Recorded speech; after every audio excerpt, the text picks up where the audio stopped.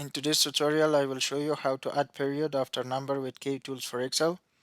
If you have Kutools for Excel installed, you can use the add text utility to easily add any text in any location of the cell. First, select the numbers list, click the Kutools tab.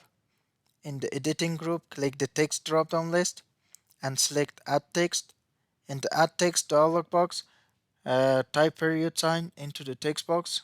I will type dot and check to specify option. Then type 1 into the text box under specify. And next, click the OK or apply button. Now the periods are added after the number.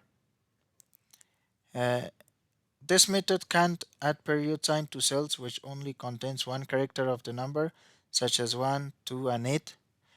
And also to add right parentheses after numbers, you can type parentheses into the text box instead of the dot period. And with add text utility, you can also add a period before every number of a string. Thanks for watching, and please subscribe for more videos.